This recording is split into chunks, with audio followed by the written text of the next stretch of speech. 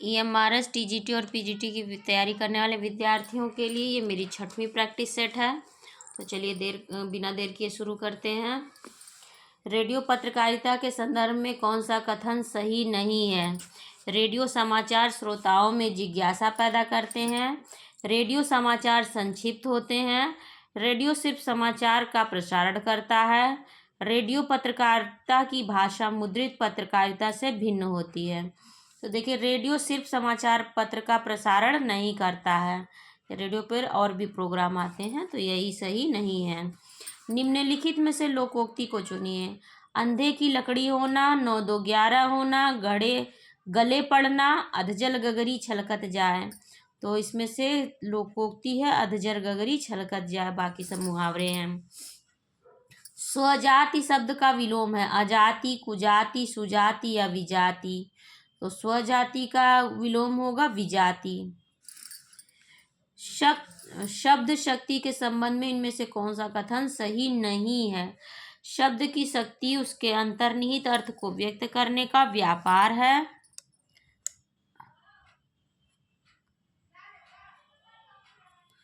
उसके अंतर्निहित अर्थ को व्यक्त करने का व्यापार है। अभिधा शब्द शक्ति के द्वारा 3 प्रकार के शब्दों रूढ़, यौगिक और योग रूढ़ का अर्थबोध होता है।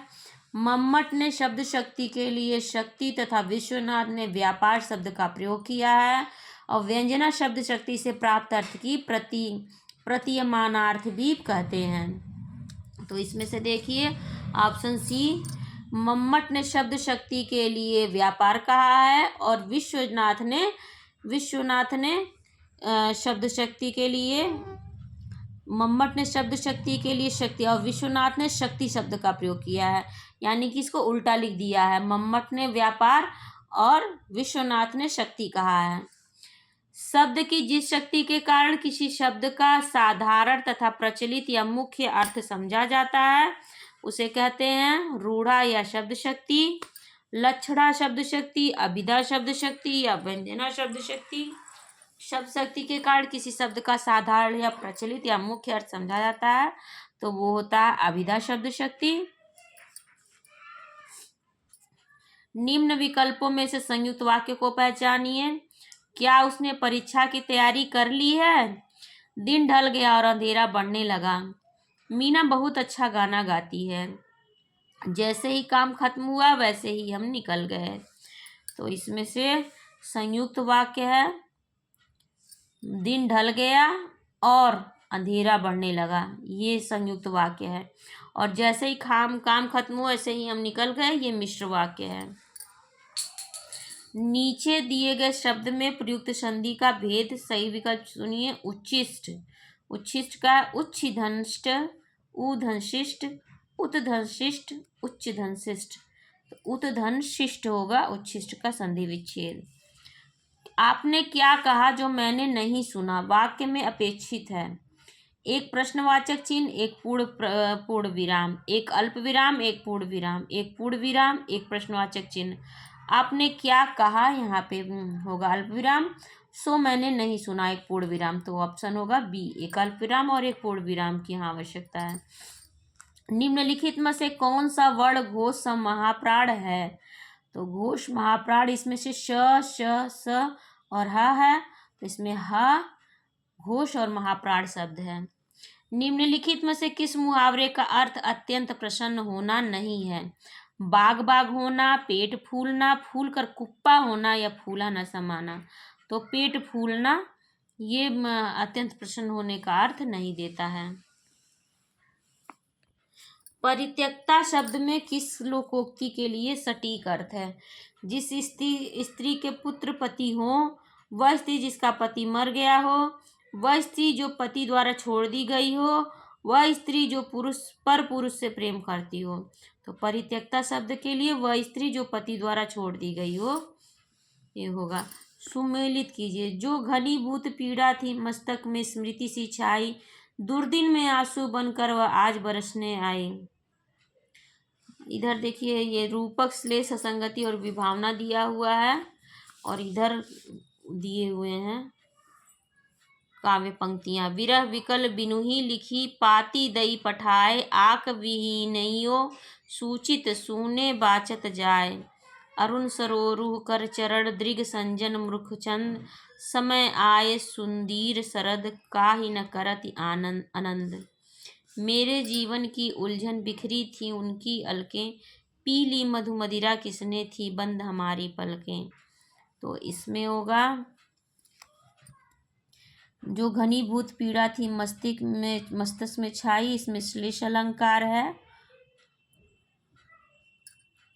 विरह विकुल बिनुही लिखी पाती दई पठाए, इसमें आपका विभावना अलंकार है। अरुण सरोरु कर चरण दृग खंजन मुख नयन में, इसमें रूपक है। और मेरे जीवन की उलझन बिखरी थी उनकी अलकें, इसमें असंगति अलंकार है। यानी कि 2 4 1 3 ऑप्शन ए में है। जहाँ वक्रता सर्प के चाल में थी, प्रजा में नहीं थी न भूपाल में थी। उपर्युक्त पंक्तियाँ किस अलंकार का उदाहरण है? ये अर्थांतरन्यास, परिसंख्या, विभावना और अपनुति। जहाँ वक्रता सर्प के चाल में थी, प्रजा में नहीं थी न भूपाल में, इसमें परिसंख्या अलंकार है। स्वधर्म शब्द का विलोम है अधर्म, परधर्म, विधर्म, सुधर्म। स्वधर्म का परधर्म विलोम होगा। किस विकल्प में कोई भी शब्द अनेकार्थक शब्द अर्क का अर्थबोधक नहीं है? सूर्य, मदार, इंद्र, अग्नि, स्फटिक, प्रकाश किरण, कामदेव, घी। तो अर्क का अर्थ कामदेव और घी नहीं होता, बाकी के सब अर्क के अंतर्गत अर्क का अर्थ देते हैं। कूलंकषा किसका पर्यायवाची है? नौका, नदी, बिजली, रात्रि। तो कूलंकषा पर्यायवाची है नदी का। इसमें से कन्नौजी बोली का क्षेत्र है उन्नाव, फिरोजाबाद, हरदोई, जालौन। तो कन्नौजी बोली का क्षेत्र है हरदोई। किस भाषा को आरंभ में पिंगल नाम दिया गया था? ब्रज भाषा, अवधी, खड़ी बोली या भोजपुरी। तो ब्रज भाषा का ही नाम पिंगल है। संघ की राजभाषा हिंदी और लिपि देवनागरी होगी। यह संविधान के किस अनुच्छेद में है? तो यह अनुच्छेद 343 में है। लघु मानव की अवधारणा किसकी प्रवृत्तिगत विशेषता है? नई कविता, दलित विमर्श, प्रगतिवाद, छायावाद। तो लघु मानव की अवधारणा ये नई कविता की प्रवृत्तिगत विशेषता है। रूप तरंग किसका काव्य संग्रह है? रामविलास शर्मा, केदारनाथ अग्रवाल, पंत या गिरजा कुमार माथुर। तो रूप तरंग ये रामविलास शर्मा का काव्य संग्रह है। इनमें से किस कृति की रचना का आधार कठोपनिषद है? अंधायुग, आत्मजयी, महाप्रस्थान या आर्यावर्त। तो कठोपनिषद का आधार है आत्मजयी। कामाध्यात्म की समस्या निम्नलिखित में से किस रचना में उठाई गई है? आत्मजयी, संशय की एक रात, उर्वशी, कनुप्रिया। तो उर्वशी में। संशय की एक रात ये राम जी का वो युद्ध होता जो रावण से, उस पर आधारित है।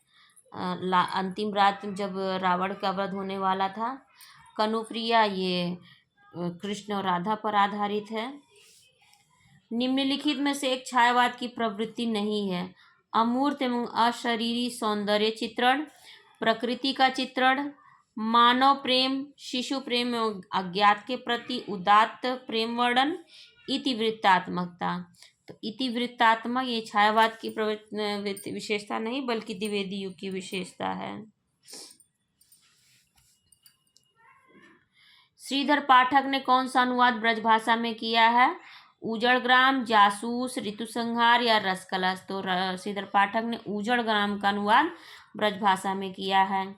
यह आँख बड़ी बला, इसका आना जाना उठना बैठना सब बुरा है। यह किसने लिखा? पंडित बद्रीनारायण चौधरी, बालकृष्ण भट्ट, प्रताप नारायण मिश्र या लाला श्रीनिवास दास। तो ये पंडित बालकृष्ण भट्ट के निबंध से है। यह पंक्ति किस कवि की प्रशस्ति में कही गई है? चाह के रंग में भीजो हिये, बिछुरे मिले प्रीतम साथी न माने। यह देव आलम, घनानंद या पद्याकर। ये घनानंद की पंक्तियां हैं। चाह के रंग में भीजो हिये, बिछुरे मिले प्रीतम साथी न माने। प्रेम की पीर या इश्क का दर्द इनके एक एक वाक्य में भरा पाया जाता है। आचार्य शुक्ल का उक्त कथन किसके संदर्भ में है? घनानंद ठाकुर, रसखान या आलम? तो ये आलम के विषय में इन्होंने कहा है। भ्रमर गीत नाम से सूर्य के काव्य को किसने संपादित किया है?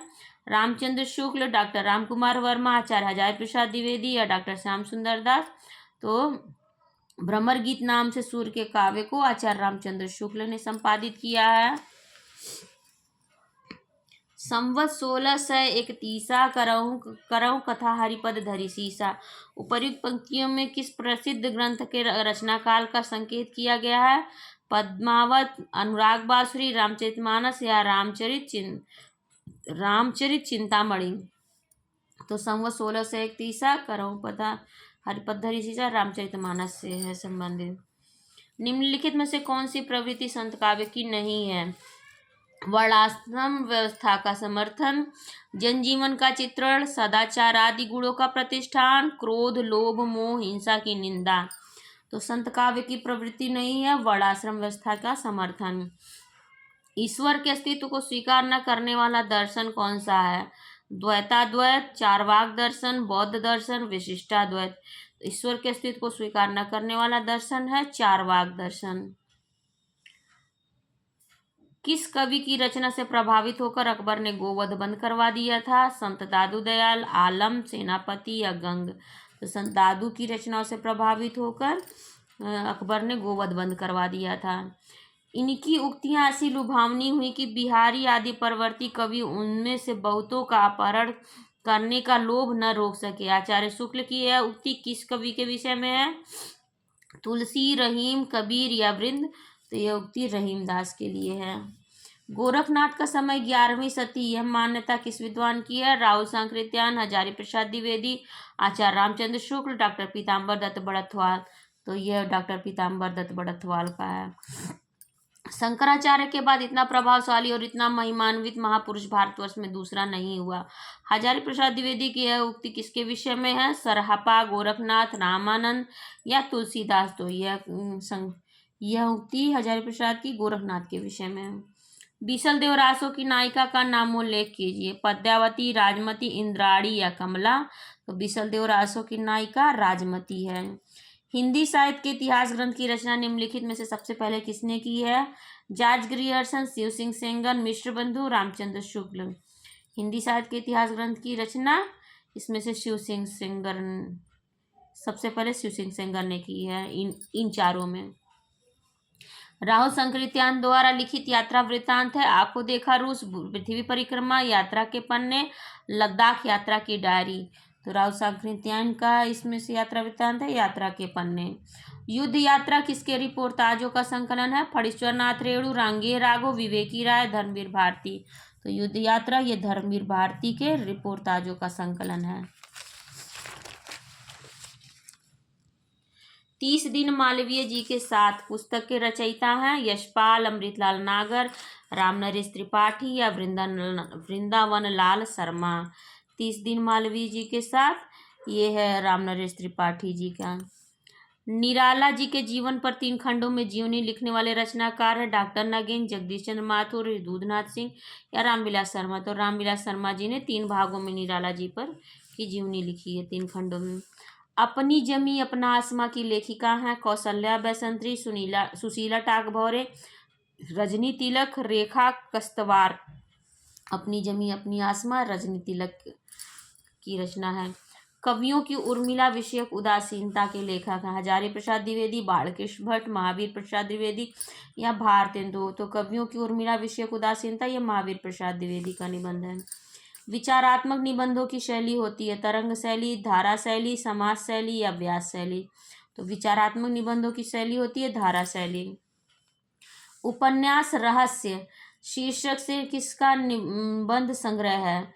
महावीर प्रसाद द्विवेदी, बालकृष्ण भट्ट, प्रताप नारायण मिश्र या बालमुकुंद गुप्त? उपन्यास रहस्य नाम से महावीर प्रसाद द्विवेदी का निबंध संग्रह है। हरिबिंदी किसका किस साहित्यकार की कहानी है? मैत्रेयी पुष्पा, उषा प्रियंवदा, मृदुला गर्ग, मन्नू भंडारी? तो हरिबंदी ये मृदुला गर्ग की कहानी है। हिंदी कहानी को प्रारंभिक किस पत्रिका ने महत्व दिया था? हंस, कविवचन सुधा, सरस्वती या इंदु ने? तो हिंदी कहानी को सबसे प्रारंभ में सरस्वती ने महत्व दिया था। आदमी का बच्चा कहानी का मुख्य पात्र है? बग्गा साहब, अमरकांत, मिस्टर श्यामनाथ या बेनी माधव? तो बग्गा साहब हैं। मर गया दीपनाथ नामक चर्चित कहानी के लेखक है? चंद्रकिशोर जायसवाल, रमाकांत श्रीवास्तव, रमणिका गुप्ता या संजीव? तो मर गया दीपनाथ ये चंद्रकिशोर जायसवाल की कहानी है। गांधी जी के दक्षिणी अफ्रीकी जीवन पर आधारित कौन सा उपन्यास है? टोपी शुक्ला, समरशेष, पहला गिरमिटिया, अपने अपने अजनबी? तो ये गांधी जी के जीवनी पर आधारित है, पहला गिरमिटिया। फास उपन्यास का मूल कथ्य क्या है? गरीब अमीर का संघर्ष, किसान आत्महत्या, स्त्री संघर्ष या दलित संघर्ष? तो फास उपन्यास का मूल कथ्य किसान आत्महत्या। एक ही कथानायक चेतन उपेंद्र नाथ के कई उपन्यासों का केंद्रीय पात्र है, उनके किस उपन्यास का नायक चेतन नहीं है? गिरती दीवारें, शहर में घूमता आईना, गर्म राख, एक नन्ही कंदील? तो गर्म राख का पात्र चेतन नहीं है, बाकी गिरती दीवारें, शहर में घूमता आईना और एक नन्ही कंदील का पात्र चेतन है। पिता गए, माता गई, गुरुदेव गए, कंधे से कंधा भिड़ाकर प्राण देने वाला सहचर सिंहरण गया।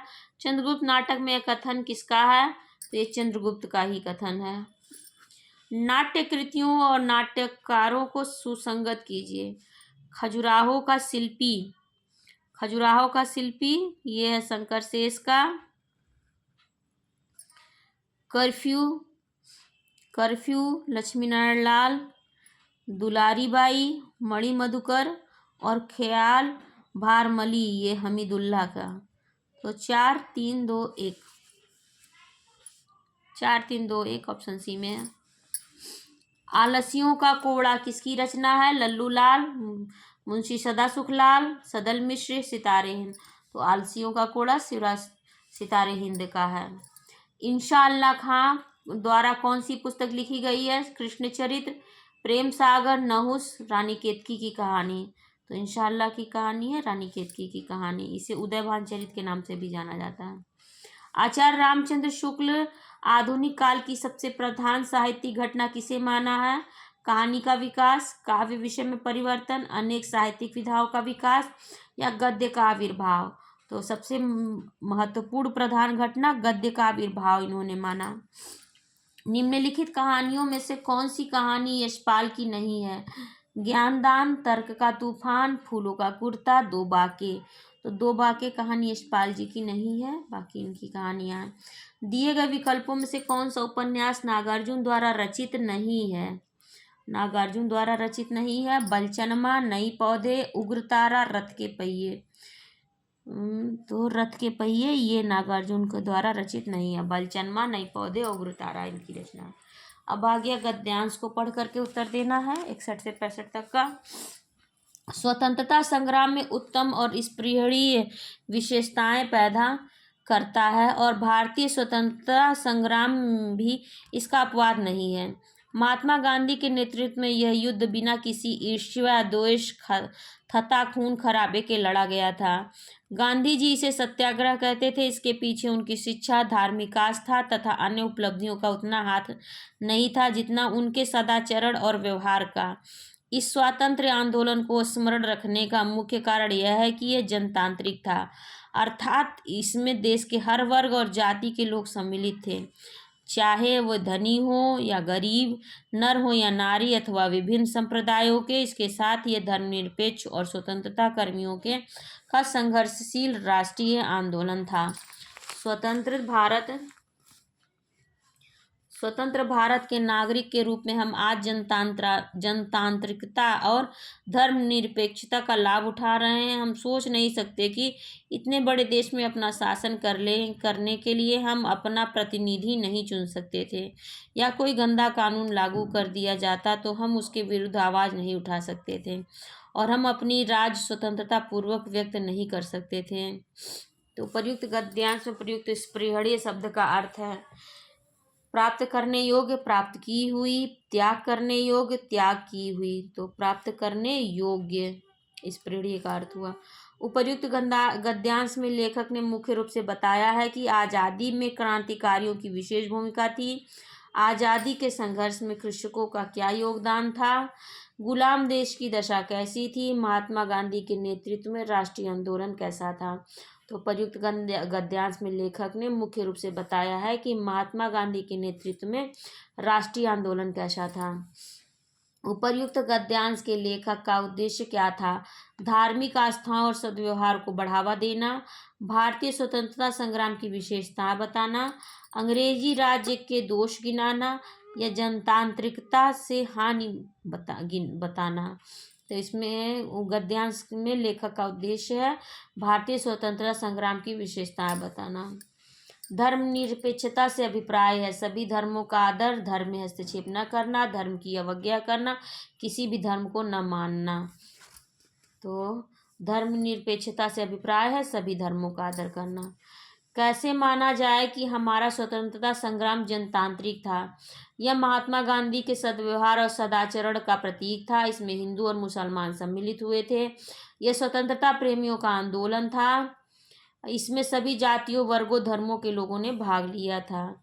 यह हमारा स्वतंत्रता संग्राम जनतांत्रिक था क्योंकि इसमें सभी जातियों, वर्गों, धर्मों के लोगों ने भाग लिया था। निम्नलिखित में से कौन सा भारत में विद्यमान एक भाषा परिवार नहीं है? तिब्बती बर्मन, अफ्रीकी एशियन, द्रविड़, ऑस्ट्रो एशियाई। तो इसमें से अफ्रीकी एशियन ये भारत में नहीं है विद्यमान, ये भाषा परिवार नहीं है। निम्नलिखित में से कौन सी सुनने की गतिविधियों में एक शिक्षक कहानी कहता है और छात्र तथा शिक्षक क्रिया करते हैं? सुनना और करना, सुनना और बनाना, कहानी बनाना, अपना हाथ बढ़ाना।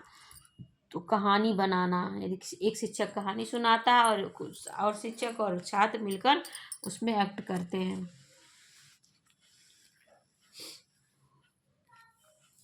नई शब्दावली को पेश करने के लिए निम्नलिखित में से किस तकनीक का उपयोग किया जा सकता है? वस्तुओं का उपयोग करना और पुस्तकों में चित्रण का जिक्र है। तो इसमें दोनों का उपयोग किया जा सकता है, इसलिए बोथ होगा, एक और दो दोनों। युवा शिक्षार्थियों के लिए श्रुत लेख होना चाहिए, लंबा हो, सामान्य गति से नहीं पढ़ा या कहा जा सकता है, एक उद्देश्य नहीं है, ऐसे वाक्यों से बने जो एक सांस में कहे जा सकते हैं। ये डी होगा इसका, ऐसे वाक्यों से बने जो एक सांस में कहे जा सकते हैं। एक शिक्षक छात्रों के सुनने के कौशल को कैसे विकसित कर सकता है? उन्हें विश्वास दिलाकर, एक विशिष्ट सुनने का कार्य निर्धारित करके, एक विशिष्ट सुनने का कार्य निर्धारित करके। तो इसमें भी दोनों होगा, बोथ होगा, एक और दो दोनों सही होगा। निम्नलिखित में से कौन सी श्रेणियों को सांस्कृतिक जानकारी में शामिल किया गया है जो कि स्टोरी बुक के माध्यम से प्रस्तुत की जाती है? त्योहार, दिनचर्या या रोजमर्रा की जिंदगी। तो इसमें भी दोनों होगा, एक और दो दोनों होगा। स्वन विज्ञान का क्या अर्थ है? स्वन विज्ञान का अर्थ है ध्वनि प्रणाली, शब्दावली, संदर्भ आश्रित नियम या व्याकरण। तो स्व विज्ञान है ध्वनि प्रणाली को कहा जाता है। स्वन का अर्थ ही श्वास होता है।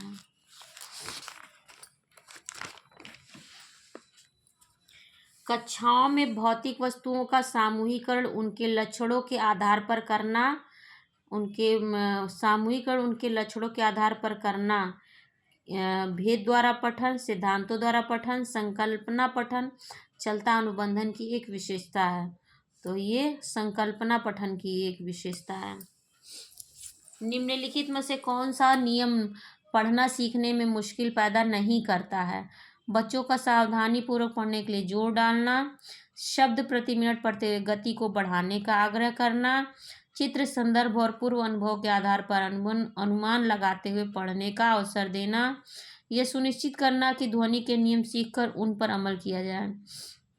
तो देखिए केवल ऑप्शन सी, चित्र, संदर्भ और पूर्व अनुभव के आधार पर अनुमान लगाते हुए पढ़ने का अवसर देना, ये पढ़ने सीखने में मुश्किल पैदा नहीं करता है।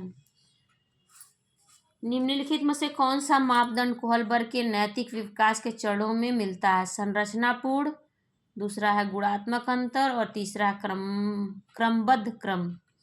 तो इसमें 1, 2 और 3 तीनों शामिल है कोलबर्ग के मापदंड में।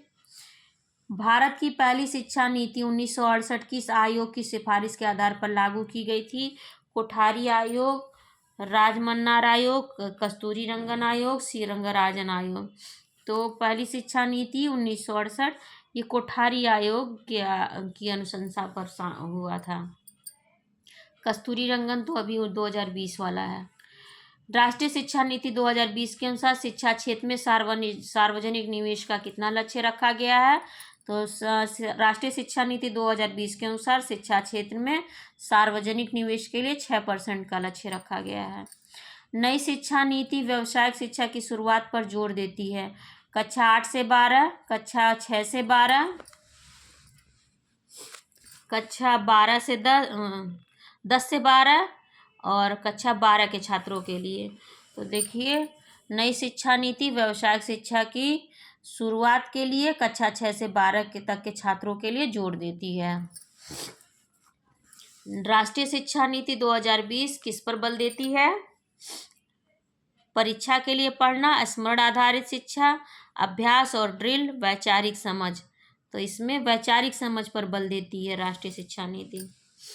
मूल्यांकन के संदर्भ में राष्ट्रीय शिक्षा 2020 में छात्रों के लिए किस प्रकार का रिपोर्ट कार्ड प्रस्तावित किया गया था? दूसरों की तुलना में छात्रों के सापेक्ष प्रदर्शन को निर्दिष्ट करते हैं।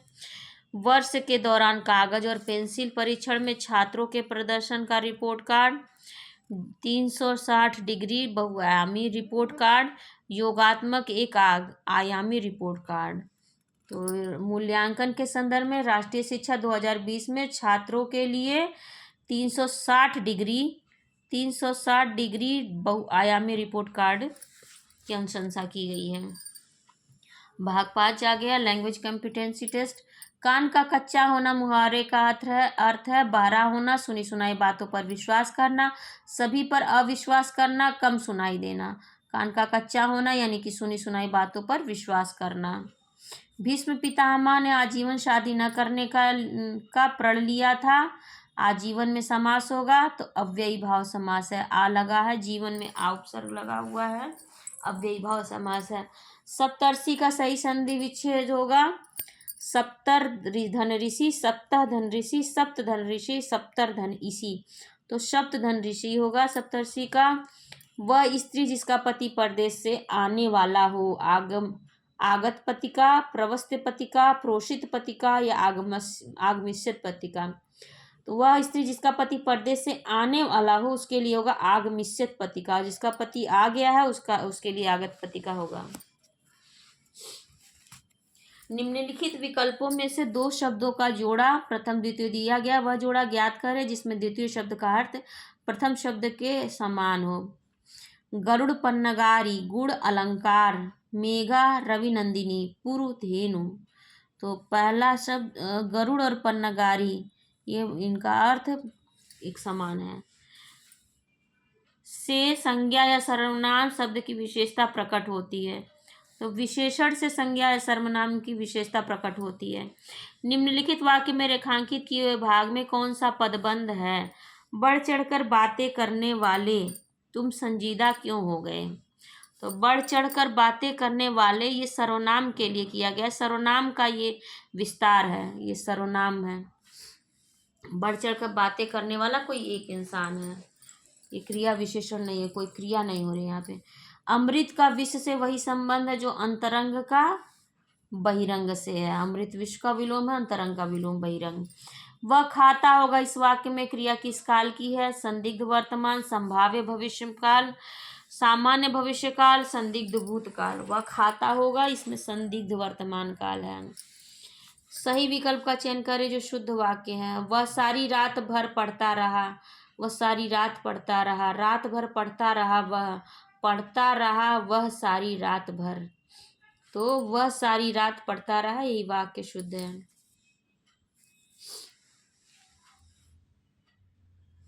अब आ जाते हैं प्रश्न संख्या 141 पे। उद्धव शतक के रचयिता है नाथूराम शर्मा, सुमित्रा नंदन पंत, दिनकर या जगन्नाथ दास रत्नाकर। तो उद्धव शतक, ये जगन्नाथ दस रत्नाकर की बहुत प्रसिद्ध रचना है। निम्नलिखित आलोचकों में से कौन सा उत्तराखंड से संबंधित है? आचार्य रामचंद्र शुक्ल, नंदुलाल वाजपेयी, डॉक्टर नागिन, डॉक्टर पीताम्बर दत्त बड़थवाल। तो डॉक्टर पीताम्बर दत्त बड़थवाल ये उत्तराखंड से संबंधित हैं। और सुमित्रा नंदन पंत भी उत्तराखंड से संबंधित हैं।